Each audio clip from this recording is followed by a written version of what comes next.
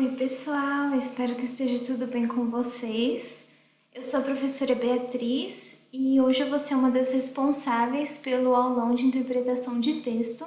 Bom, hoje eu vou falar sobre textualidade, que é um dos assuntos que mais cai na parte de interpretação de texto. Mas o que é isso? A textualidade é um recurso que torna os textos mais do que um conjunto de palavras e sequência de frases. Todo texto tem por base a comunicação. Quem produz um texto possui intenções ao se comunicar, e a textualidade traz uma série de elementos que auxiliam nessa comunicação.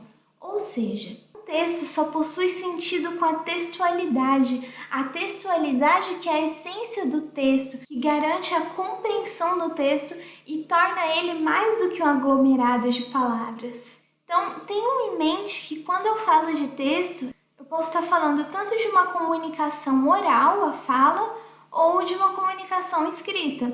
Então, quando eu estou falando de texto aqui, eu estou falando de uma construção verbal. Então, pode ser fala, pode ser escrita.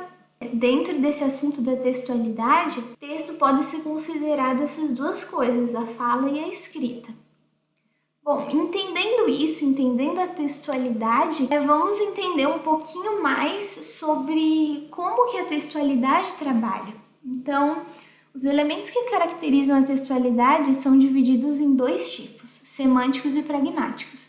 Os elementos semânticos são responsáveis por dar sentido ao texto, já os elementos pragmáticos são responsáveis pelos objetivos do texto. Ou seja, existem 7 fatores que compõem a textualidade e eles são divididos em dois tipos. Então, os elementos semânticos, que são responsáveis pelo sentido do texto, a coerência, a coesão, e esses fatores semânticos se referem diretamente ao texto. Já os elementos pragmáticos, eles são extratextuais. Eles são focados no interlocutor e no receptor, ou seja, no falante e no ouvinte, no autor e no leitor. Então, os elementos pragmáticos, eles são funcionais, eles garantem o objetivo do texto, mas eles vão além do texto. Então, enquanto os elementos semânticos, a coerência e a coesão, são focados dentro do texto, os elementos pragmáticos, eles vão além do texto. Então, a gente vai percorrer cada um deles para entender melhor onde que eles ocorrem, como que eles funcionam.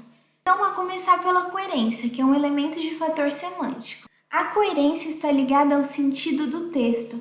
É uma relação lógica de ideias, é responsável pela clareza do texto. Para ser bem compreendido, um texto precisa ser coerente. Ou seja, para um texto fazer sentido, ele precisa ser coerente. Para um texto ser coerente, ele precisa apresentar ideias claras, ideias lógicas. Essas ideias precisam estar dentro de um contexto. Um texto coerente, ele não pode ter contradições. Então eu trouxe aqui alguns exemplos para a gente entender melhor como funciona a coerência dentro de um texto, a começar por exemplos de textos incoerentes. Então eu trouxe aqui frases, mas se lembrem que dentro desse assunto de textualidade, textos podem ser considerados orais, escritos, podem ser considerados frases, falas. Viviane é vegetariana. Ontem ela comeu bife acebolado. Então, peraí, algo de errado não tá certo aqui. Se a Viviane é vegetariana, por que ela comeu bife acebolado? Então, ela não é vegetariana. Percebam que essa frase apresenta uma contradição. Ela é incoerente. Agora, passando para o próximo exemplo. Existe uma lei que garante a prisão de grandes e pequenos furtos. Um homem foi parabenizado pela justiça por ter roubado 2 carros em um único dia. Ué, então temos aqui outra frase incoerente. Se a lei garante prisão a quem comete furto, por que a justiça parabenizou um cara que roubou 2 carros? Então, textos incoerentes, eles não são lógicos, eles apresentam contradição. Então, eu trouxe aqui um exemplo de texto coerente, que é a grande maioria dos textos. A violência contra a mulher no Brasil tem apresentado aumentos significativos nas últimas décadas. De acordo com o mapa da violência de 2012, o número de mortes por essa causa aumentou em 230% no período de 1980 a 2010. Nesse âmbito, pode-se analisar que essa problemática persiste por ter raízes históricas e ideológicas. Então, esse exemplo que eu trouxe é a introdução de uma redação nota 1000 do Enem de 2015, que a temática foi violência contra a mulher. Então, esse é um texto coerente, por quê? Porque é um texto lógico, faz sentido, apresenta ideias que se convergem, que se completam.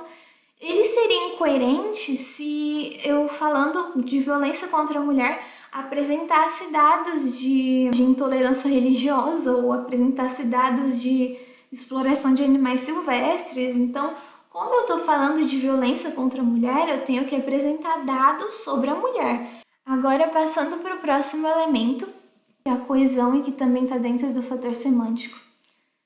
A coesão está ligada com a forma do texto. Os elementos coesivos garantem a conexão das ideias, interligando os segmentos textuais, proporcionando fluidez e uma melhor compreensão. Ou seja, a coesão é uma grande aliada na compreensão do texto, porque os elementos coesivos, eles fazem essa conexão entre as ideias, eles interligam as ideias dentro de um texto.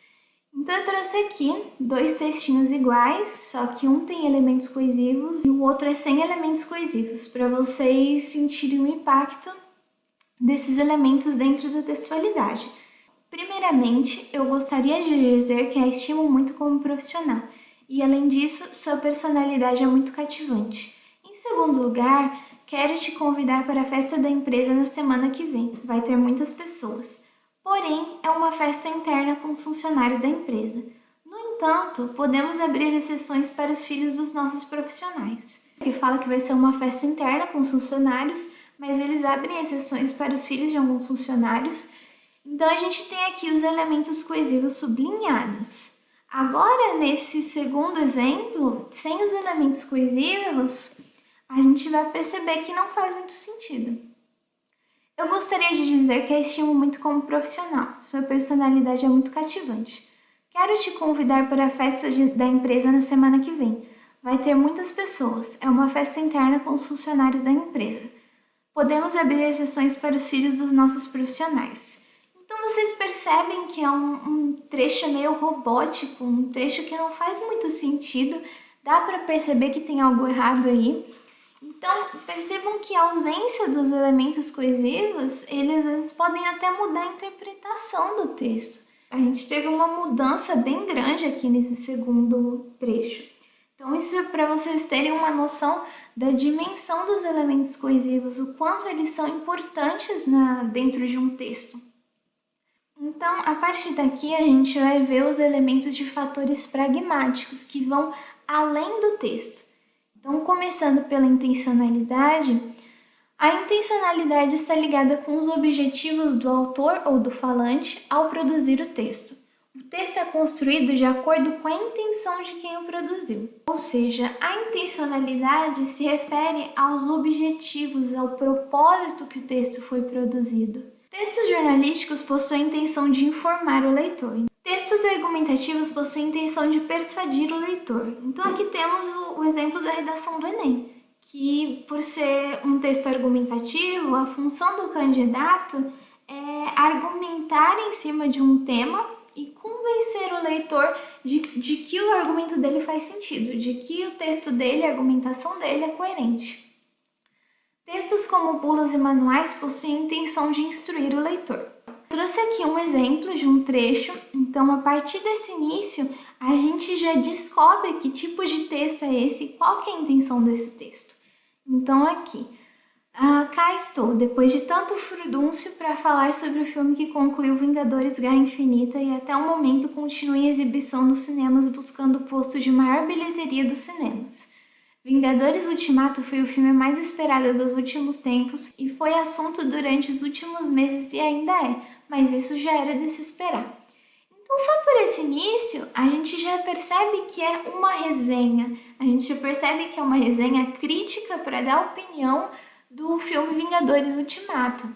Qual que é a intenção de uma resenha? A intenção de uma resenha é opinar sobre alguma coisa, seja um filme, um livro, uma série, é fazer uma crítica sobre isso, e as resenhas costumam fazer críticas mais objetivas. Eu trouxe esse exemplo para vocês perceberem que só a partir desse trecho, só a partir desse início, a gente já consegue perceber qual que é a intenção do autor.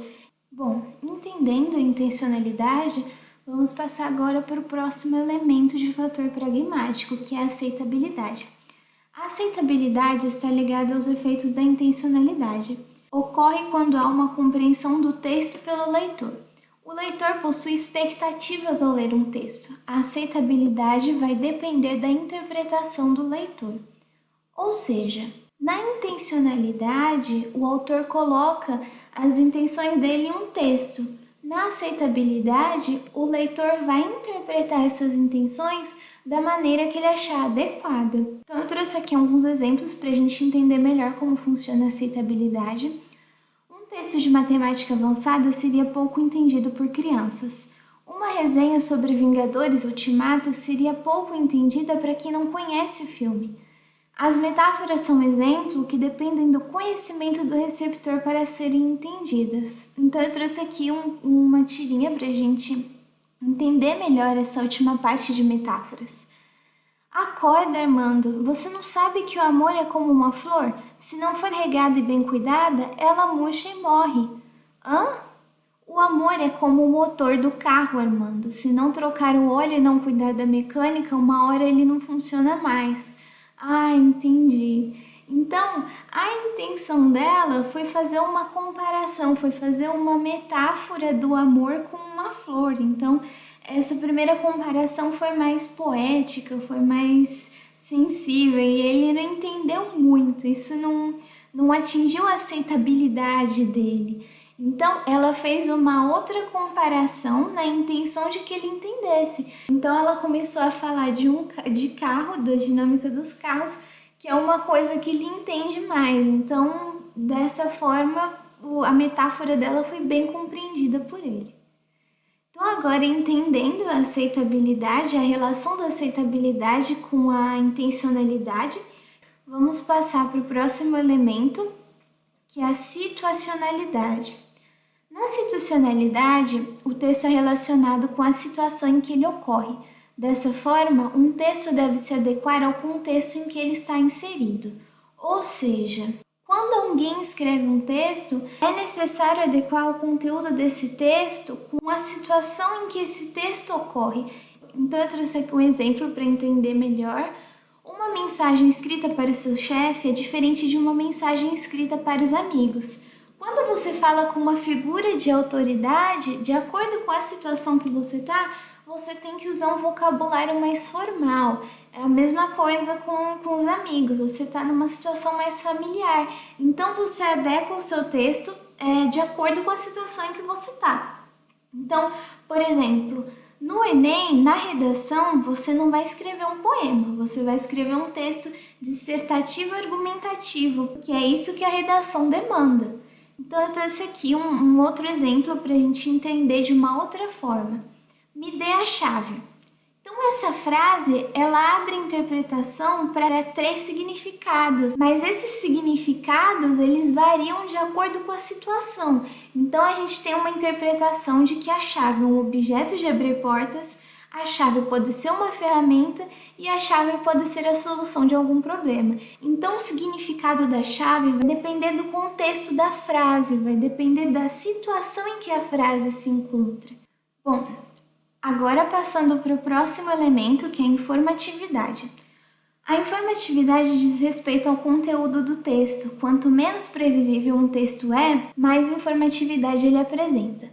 A informatividade deve ser medida dependendo do contexto em que ela está. Então, a informatividade diz respeito à informação que os textos trazem. Quando um texto é previsível, ele não traz muita informatividade. Então, eu trouxe aqui um exemplo para a gente entender melhor.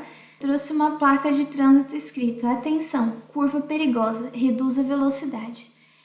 Então, esse texto, como ele é previsível, apresenta muita previsibilidade, que seria estar chamando atenção para uma curva, ele não é muito informativo. Apresenta só informações básicas. Quando o motorista olha para as placas de trânsito, ele está dirigindo, então ele não tem tempo de ficar lendo.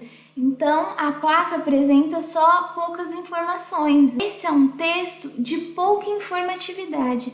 Um exemplo de texto com muita informatividade seria um texto científico, um artigo, porque esses textos, eles abrangem muitos dados, argumentos, pesquisas, são textos com bastante informatividade. Agora, passando para o último elemento, que é a intertextualidade. A intertextualidade é uma relação entre dois ou mais textos que pode acontecer de forma direta ou indireta. Na intertextualidade, um texto só faz sentido quando é entendido por outro texto. Ou seja, na intertextualidade, um texto faz referência a outro texto. Esse exemplo que eu trouxe é uma referência entre a famosa obra de arte O Grito e o desenho animado Simpsons. Então, Homer está fazendo uma referência ao personagem da obra de arte O Grito. Eu trouxe aqui outro exemplo de texto escrito, eu trouxe uma comparação entre dois poemas. O primeiro é a Canção do Exílio, de Gonçalves Dias. Minha terra tem palmeiras, onde canta o sabiá. As aves que aqui gorjeiam, não gorjeiam como lá. E eu trouxe aqui um outro exemplo, que é o Canto de Regresso à Pátria, do Oswald de Andrade, que faz uma referência à Canção do Exílio. Minha terra tem palmares, onde gorjeia o mar. Os passarinhos daqui não cantam como os de lá. Então, aqui tem novamente mais uma referência, só que aqui não é tão explícita, porque nem todo mundo conhece a Canção do Exílio. Mas, mesmo assim, a gente pode perceber que pelo poema do Oswald de Andrade há uma referência com a Canção do Exílio do Gonçalves Dias. E para finalizar, eu trouxe aqui um esqueminha para a gente recapitular o que a gente viu em textualidade. Então, a textualidade ela aparece em textos, podem ser orais ou escritos. A textualidade é o que dá significado a esses textos. Então, ela apresenta 7 elementos que são divididos em 2 grupos, os elementos semânticos e os elementos pragmáticos. Se a gente fosse aplicar todos esses elementos em um exemplo, eu gostaria de aplicar, por exemplo, na redação. Uma redação, ela precisa ser coerente, ela precisa ter sentido. Uma redação precisa ter elementos coesivos para melhor fluidez do texto. A intenção da redação é expor argumentos acerca de um determinado tema. E o que vocês procuram na redação é a aceitabilidade do corretor. O corretor precisa entender os argumentos que vocês colocaram ali. A situacionalidade da redação, ela está dentro de um contexto de um texto dissertativo argumentativo. Então, vocês precisam escrever um texto com introdução, desenvolvimento, conclusão, trabalhando em cima do tema que foi proposto. A redação precisa ser informativa, precisa apresentar dados, argumentos que não sejam previsíveis pelo corretor, para que dessa forma ela traga bastante informatividade, ela seja interessante. E como que a gente pode encaixar a intertextualidade na redação? Quando a gente trabalha com um repertório externo na redação, quando a gente traz um repertório, seja de pesquisa, seja de filósofos, seja de citações literárias, a gente está trazendo um repertório externo para a redação. Então, é isso, pessoal. Eu tentei explicar direitinho todos os elementos da textualidade. Espero que vocês tenham entendido todos eles, espero que vocês tenham entendido a importância que eles têm dentro dos textos, como é importante saber interpretar os textos, descobrir o que tem por trás deles, o que eles trazem. Eu espero que vocês tenham entendido também como esses elementos são importantes na hora de produzir um texto. Desejo toda a sorte do mundo para vocês no Enem, tenham confiança em vocês mesmos. Toda a equipe do Aluno Ensina está torcendo muito por vocês. E é isso, pessoal. Boa sorte. Tchau, tchau, gente. Oi, gente, tudo bem com vocês? Meu nome é Mariana, eu sou estudante de letras. Aqui na Aluno Ensina eu dou aula de interpretação de texto e de redação. Hoje, nesse aulão para o Enem 2020, eu também vou dar aula de interpretação de texto. Vocês já devem ter percebido que as aulas desse aulão elas são um pouco diferentes das aulas que vocês estão habituados a ter aqui pelo Aluno Ensina, né? Aqui é mais uma preparação para a prova, para falar um pouco por cima dos assuntos que vocês já sabem, que vocês já conhecem, e aí dar dicas, né, para ajudar vocês, para tranquilizar na hora da prova. A gente escolheu priorizar os temas que geralmente mais caem de cada matéria. E aqui, para a aula de interpretação de texto, foi selecionado esse tema que é um tema bem relevante, é o tema tipos textuais. Aí a gente vai ver como cada tipo de texto se organiza, a estrutura de cada tipo, como a gente consegue diferenciar um do outro, né? Então, vamos ver. Primeiro eu vou falar para vocês que a gente tem 5 tipos textuais principais. São eles o narrativo, o descritivo, o argumentativo, o expositivo e o injuntivo. E aí é bom reforçar que os tipos textuais, eles são classificações do modo como certos textos se estruturam. Então, a gente não pode confundir com os gêneros textuais. Isso geralmente causa bastante confusão. É bom relembrar isso. Os gêneros textuais são onde as estruturas dos tipos textuais vão ser aplicadas. Parece que ficou um pouco confuso, né? Um pouco abstrato. Então eu vou dar um exemplo já usando o primeiro tipo para ficar mais fácil de entender. O primeiro tipo é o narrativo. Aqui a gente tem uma estrutura que compõe esse tipo. O texto narrativo é aquele que tem o objetivo de contar uma história. E aí, dentro disso, a gente tem alguns elementos que são fundamentais, como, por exemplo, o enredo, as personagens, que são localizadas num tempo e num espaço, o narrador, seja em primeira, seja em terceira pessoa. Então, essa é a organização, né? É a estrutura desse tipo textual, que aqui, no caso, é o narrativo. Já os gêneros textuais, como eu disse antes, são onde nós encontramos as estruturas dos tipos textuais. Falando aqui da narrativa, são vários os gêneros textuais onde a gente pode encontrá-la, né? Por exemplo, romances, piadas, crônicas, etc. Tem várias. Eu trouxe um exemplo para a gente analisar. Aqui a gente tem um trecho, é o primeiro parágrafo do conto As Margens da Alegria, que foi escrito por João Guimarães Rosa. Vamos ver o que ele diz e aí a gente vê como a gente pode perceber essa estrutura aqui. Ia um menino com os tios passar dias no lugar onde se construía a grande cidade. Era uma viagem inventada no feliz. Para ele, produzia-se em casa de sonho. Saíam ainda com o escuro, o ar fino de cheiros desconhecidos. A mãe e o pai vinham trazê-lo ao aeroporto.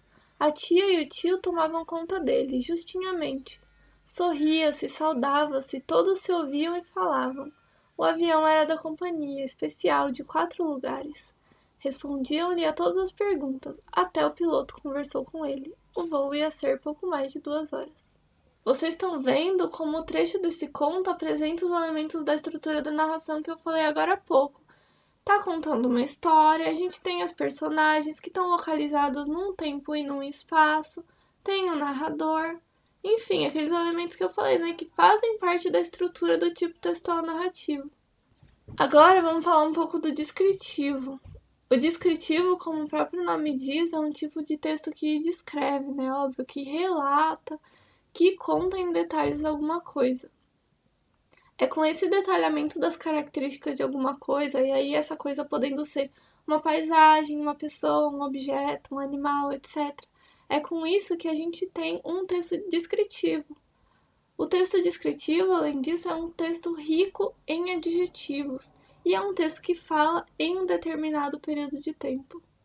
Aí essa estrutura, né, ela pode ser encontrada em alguns gêneros textuais, como por exemplo um relato, um retrato falado, um diário, uma biografia. Se eu for descrever, por exemplo, alguma coisa aqui para vocês, eu posso falar: é um animal que tem orelhas compridas, tem a pelagem branca e macia, tem os olhos avermelhados, tem dentes grandes. Vocês estão criando uma imagem mental, né? Provavelmente saiu mais ou menos assim. Então vocês percebem que esses elementos, né, o detalhamento, a adjetivação, ajudam a gente a criar uma imagem na nossa cabeça. Então a gente vê a estrutura do texto descritivo aqui. Para falar dos próximos 2 tipos, eu queria relembrar que eles fazem parte do tipo dissertativo. Então, por isso que a gente encontra por aí falando dissertativo argumentativo, dissertativo expositivo. Então, a gente tem que saber identificar as estruturas de cada um para a gente poder diferenciar. Mas então vamos falar aqui do primeiro tipo, né? O dissertativo argumentativo, ou só argumentativo. Você pode encontrar dos dois jeitos na sua prova.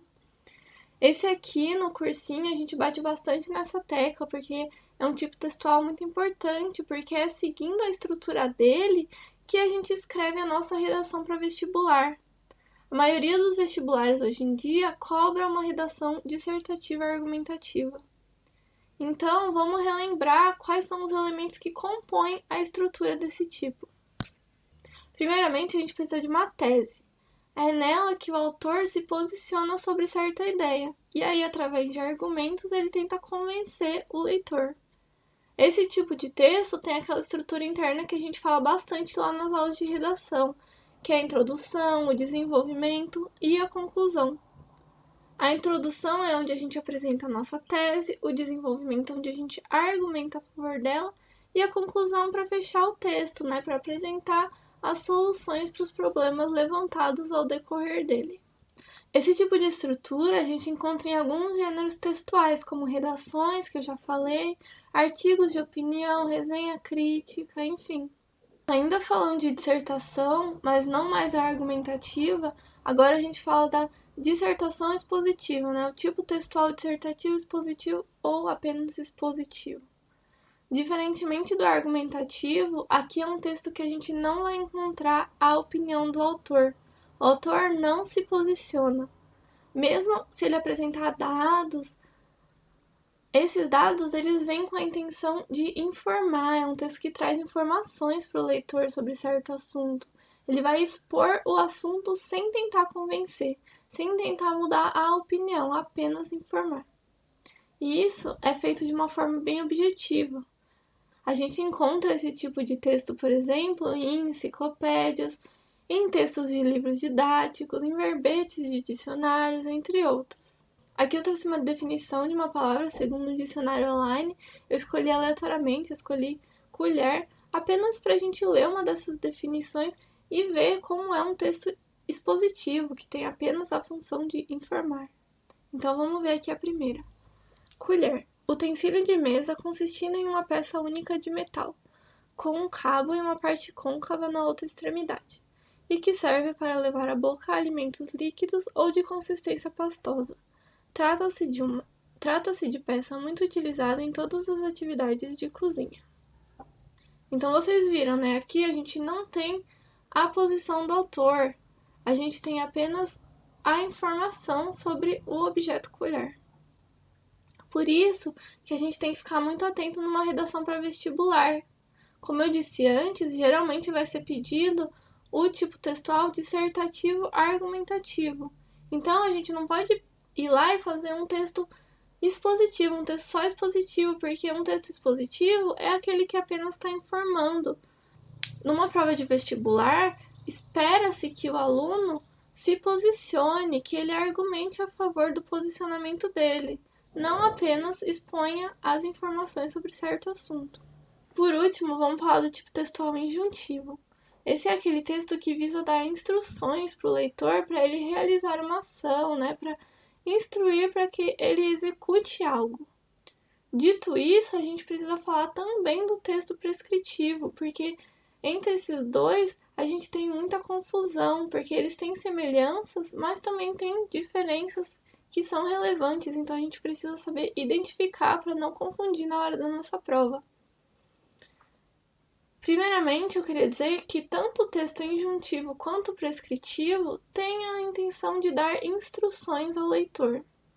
Então essa é a semelhança entre esses dois textos que causa essa confusão. A diferença deles vai vir no tom que essas instruções são dadas. Por exemplo, no texto injuntivo, as instruções elas vêm como conselhos, como dicas, como orientações. Não é uma coisa que você é obrigado a seguir. E aí a gente vai encontrar, por exemplo, esse tipo de texto em receitas culinárias, em manuais de instruções, em bulas de remédios. Lá está escrito como a gente deve realizar certas ações, mas são ações que nós não somos obrigados a fazer, ou obrigados a fazer exatamente daquela forma. Já as instruções dadas no texto prescritivo, elas são instruções que são impostas, né? Que a pessoa tem que seguir certinho. Esse é o tipo de texto que vem, por exemplo, em contratos, em editais. Por exemplo, no edital da sua prova de vestibular. Lá tem todas aquelas instruções que você precisa seguir. Não tem como fazer de outro modo, entendeu? Então, vamos ver um exemplo de texto injuntivo. Eu trouxe aqui essa receita e vamos ver quais são as instruções dadas. Numa forma para pudim de 20 centímetros de diâmetro, coloque 6 colheres de sopa de açúcar e leve ao fogo médio até virar uma calda caramelada por mais ou menos 3 minutos. Retire do fogo e vá virando a forma de modo que a calda forre todo o fundo e a lateral da mesma. Reserve. No liquidificador, coloque uma lata de leite condensado. E aí, por aí vai, né? Tem várias instruções. Mas vocês perceberam que eu dei ênfase para os verbos imperativos? Porque essa é uma característica do nosso tipo textual injuntivo. Não estou dizendo que é uma exclusividade, a gente também vai encontrar textos nesse tipo textual com verbos no infinitivo, com verbos no presente do indicativo, mas é bem comum que venham muitos verbos no imperativo. Bom, gente, esses foram os 5 tipos principais. Vocês que estão estudando para o vestibular, né, que já prestaram vestibular antes, que sabem como são os exercícios das provas de vestibular, provavelmente agora estão entendendo, porque eu disse lá no começo da aula que esse é um dos temas que mais cai, né, um dos temas mais relevantes. Não é necessariamente que as perguntas vão ser exatamente sobre os tipos textuais, não. Mas a gente tem essas estruturas que formam os tipos que estão presentes em diversos gêneros textuais que vão ser apresentados para a gente no decorrer da prova, né, nos nossos exercícios das provas. Por isso é importante conhecer um pouquinho a particularidade de cada um deles. Bom, gente, a aula foi bem curtinha, né? Foi bem compacta por causa do tempo, mas eu só queria mostrar para vocês o quanto é importante conhecer cada estrutura, porque aí a gente sabe diferenciar, isso é bem importante. Essa não é uma matéria difícil, mas é uma matéria importante, como eu disse. Então, eu espero que eu tenha conseguido ajudar um pouco vocês e que tenha dado para entender tudo direitinho, tá bom? Vamos arrasar no vestibular. Muito obrigada pela atenção.